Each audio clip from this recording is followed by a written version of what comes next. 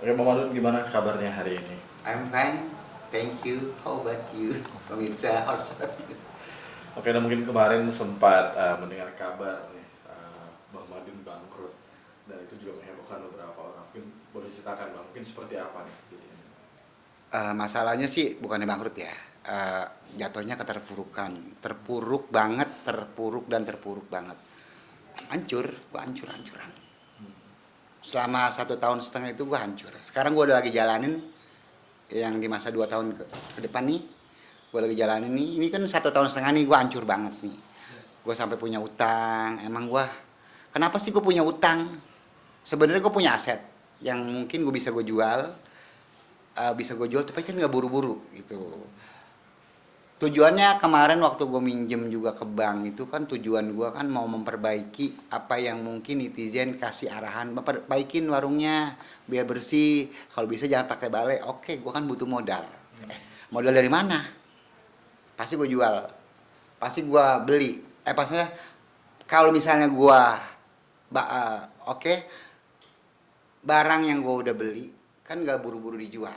Jadi gue sebenarnya waktu kemarin gue lagi rame, usaha gue lagi rame banget, gue bisa membayar gaji karyawan gue, saudara-saudara gue, itu oke, gue berjalan dengan mulus, gue sampai nggak punya utang di bank, gue nggak punya utang pinjaman sono sini. Kenapa gue sampai punya utang? Karena kemarin waktu gue rame, yang gue beli aset, bukan gue nggak nabung, gue sampai naruh duit aja bukannya di bank, di rumah, gue karet-karetin gitu. Jadi pas kemarin ada yang jual rumah, kebetulan gue juga butuh yang namanya mobil, gue butuh parkiran, jadi akhirnya gue beli aset itu. Kalau nggak salah hampir 480 juta, 480 juta. Itu gue bayar lunas dari hasil gue boleh ngumpulin. Tapi ternyata warung gue dikacauin nih. Maksudnya bukan dikacauin ya, disenggol dan menjadi sebuah ketraumaan gua gitu kan. Ya gue bingung lah, ini warung gua viral, kemarin viral kan makanan, ini kok viral masalah sampah, masalah makanan gua kayak muntah kucing lah, segala macem lah. Ya kan kita nyakitin banget hati kita ya, yang namanya kita merintis dari tahun 98 usaha, baru sejago-rijek, baru ini yang namanya warung kita dijelek-jelekin orang kayak gitu, dan rame kan di sosial media, sampai di DM juga gue di Instagram. Ya warung gue yang namanya kita bingung ya, kita mau memperbaikinya juga pakai modal, di DM macam-macam begini, orang pada nyuruh memperbaiki, ya kita perbaiki, ya senatural itu kita mah hidup ya. Yang bener-bener emang dagang ngejogrok dari tahun 98 sampai sekarang kita usaha, emang bener-bener kaget. Sampai sekarang ada sebagai review-review kayak gitu, kita juga bingung gitu sampai segitu dampaknya. Ya hancur gue juga bingung gitu, gue mau ngadu sama siapa selain sama Allah gitu. Ya paling sama istri gue berdua kongko, kita bagaimana nih ke depannya nih, kata gue sama bini gue ya, tabungan kita nggak ada, ya udah jual aja dah apa yang kita punya. Ya kan keburu-buru kejual, akhirnya kita beraniin dah tuh minjem ke bank, dapat tuh 250 juta. Alhamdulillah sekarang tinggal 130 juta lagi, mudah-mudahan lunas ya, doain gua aja, gua bisa bayar utang.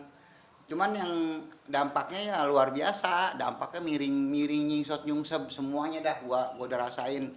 Mungkin lu nggak percaya gua nggak punya duit, ya kalau punya duit emang gua nggak ada, emang kalau aset kan gua bilang ada gitu.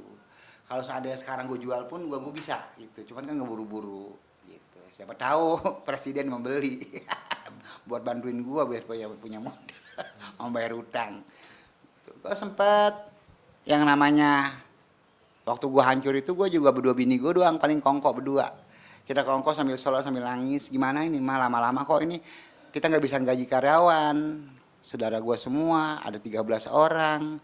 Akhirnya udah satu step by step dirumahin dulu, step by step dirumahin. Padahal mah gue kasihan sama dia.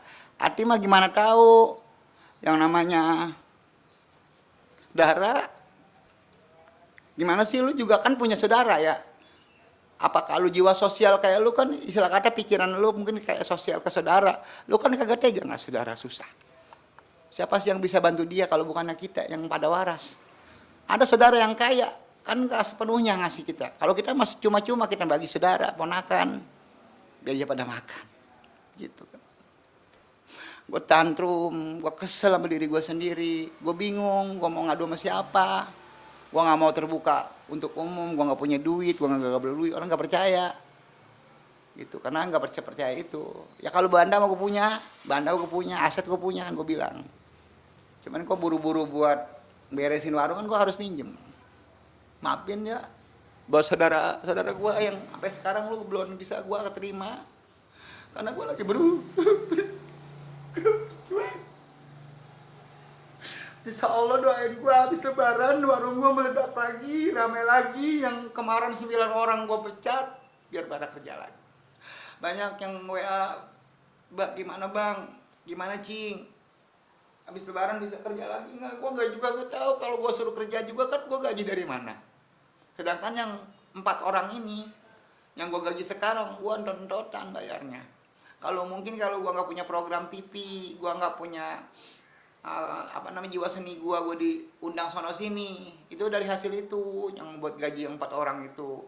Sebenarnya bang dagang merugi mulu, nggak ada untung-untungnya sekali. Cuman kan gue juga kepengen saudara gue kumpul kayak dulu. Maafin saya, doain saya biar yang kemarin pada berhenti kerja biar pada kerja lagi. Makanya lo buat vlogger jangan hancurin usaha orang. Gue mohon, cukup gue yang ngedapetin semua. Untuk yang lain kalau bisa mah jangan. Kalau lu punya modal, kalau lu kagak punya modal bisa mati lu, lundir. Lu kira kagak capek usaha dari tahun 98 tiba-tiba dihancurin. Capek, kita udah ngurusin saudara dari nol, ponakan bisa kerja, kita girang. Kita mah istilah kata hidup di dunia ya sebentaran ya, di akhirat selama-lamanya. Apa sih kita cari di dunia ini kalau bukannya ngebahagiain keluarga kita, nyari berkahnya, begitu. Gue mohon tolong buat vlogger di Indonesia, please, cukup gue yang dapetin, yang lain jangan. Mungkin gue banyak saudara gue yang lain, kalau gue minjem, ya kebetulan saudara gue di sini juga encing gue, orang nomor 1 di daerah Tangerang, bisa gue acak-acak, bisa gue minta duit, gue tapi kan nggak mau nyusahin dia, biarpun dia orang penting, orang ada punya. Gue nggak mau nyusahin, gue kepengennya ngebahagiain orang aja, itu aja. Buat saudara gue yang lagi pada gue rumahin, ada yang dagang somai, ada yang dagang cilok, sekarang ada yang dagang es kobok, ada yang dagang minuman es kelapa. Gue minta maaf ya, gue nggak bisa kayak dulu.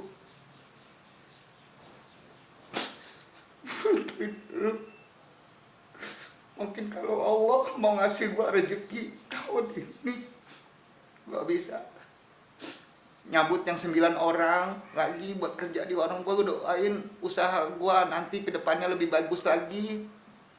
Gue juga manusia biasa yang banyak salah. Gue mohon maaf kalau gue pernah tantrum, gue pernah marah-marah. Tantrumnya gue itu bukan karena gue pemarah. Gue mempertahankan harga diri, gue mempertahankan keluarga gue. Gimana biar dia bisa makan. Lu kan tahu orang yang udah seumuran di Indonesia itu susah nyari kerjaan.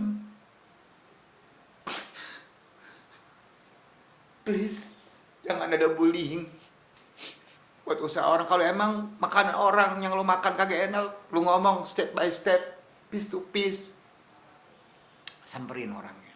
Jangan lu upload ke media. Ini mah saran gue ya. UMKM kalau bisa kita majuin, insya Allah dengan kejadian ini banyak hikmahnya.